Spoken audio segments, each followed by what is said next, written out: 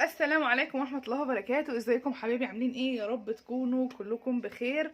معاكم شيماء وقناتي طاسة وحلة. انا قلت قبل كده انا مش هقول المقدمة دي تاني، الى ان ناس حبايبي من المتابعين قالوا لي مش كل اللي بيدخل بيعرفك، فالواضح ان انا هستمر عليها.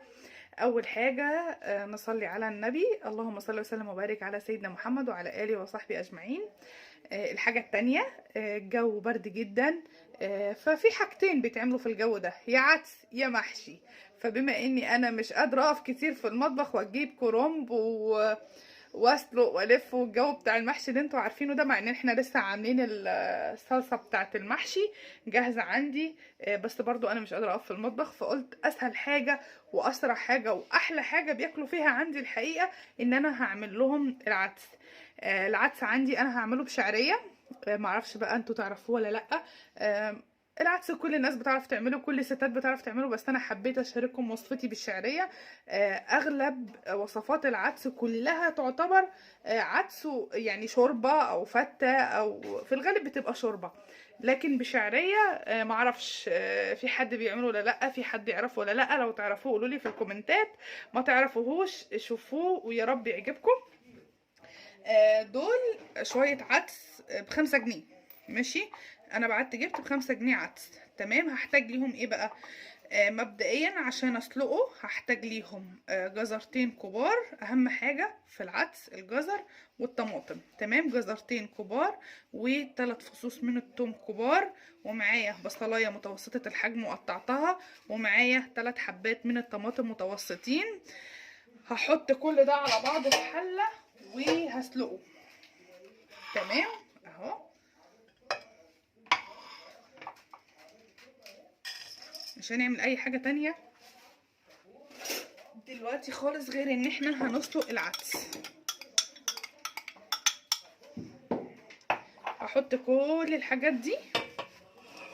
الحاجات دي مش كتير يا شيماء، لا مش كتير خالص على العدس، وهتشوفوه في الاخر. جربوه وذوقوا طعمه وشوفوه هيبقى عامل ازاي. العدس ده انا هسلقه دلوقتي وهاخد نصه هحطه في الفريزر. بعد ما هضربه هاخد نصه وهحطه في الفريزر، مش هعمله كله. تمام، يعني هو انا على الطاقه بتاعتي ده كتير عليا، لكن انا هعمل ب5 جنيه كله.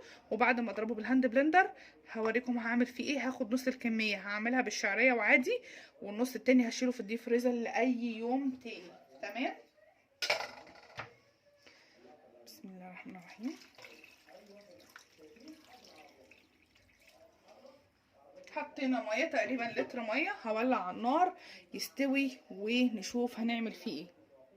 اهو ولعت عليه على النار، هسيبه لما يستوي. هو هيستوي في قد ايه يا شيماء؟ هيستوي في ربع ساعة او اقل من الربع ساعة. هيطول كده شوية بس علشان خاطر الجزر مستعجلة وعايزاه بسرعة.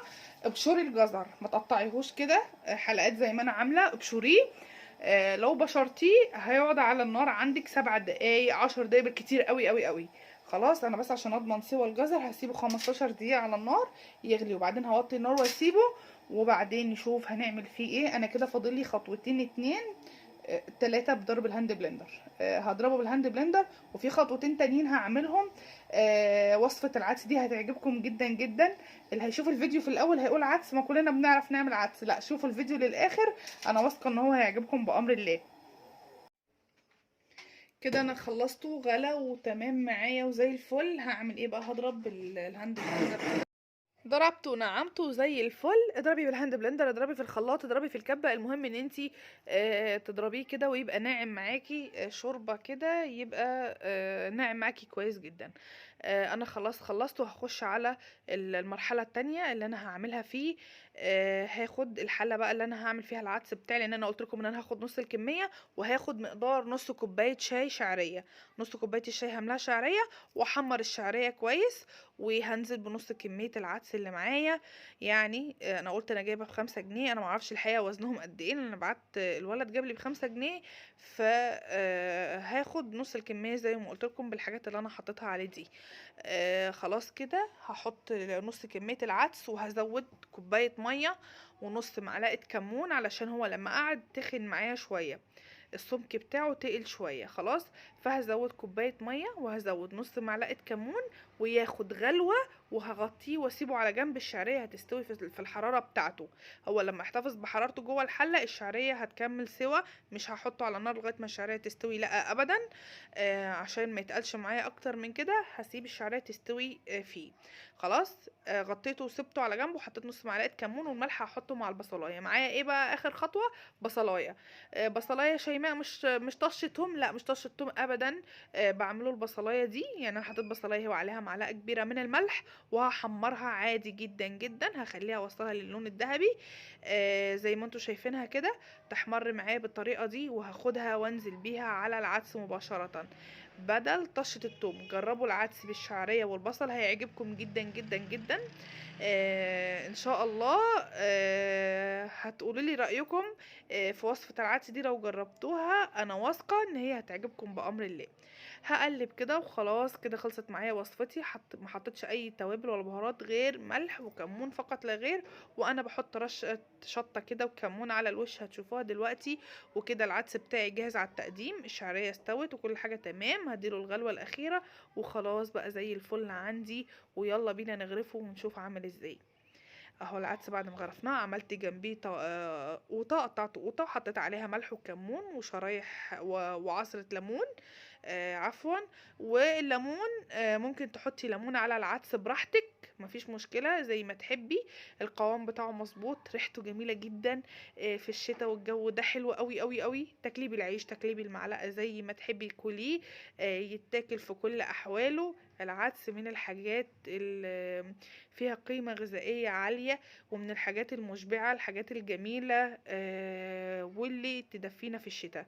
وادي رشة الكمون على الوش. واحنا عشان زي ما انتوا عارفين بنحب الاكل سبايسي هحط رشة من الشطة كمان. وده كان طبقي النهارده وكان غدانا النهارده. يا رب تكون وصفتي عجبتكم. لو عجبتكم ما تنسوش تحطوا لايك للفيديو. ما تنسوناش بالدعوة الحلوة. واشوفكم على خير في فيديو جديد. في امان الله. السلام عليكم.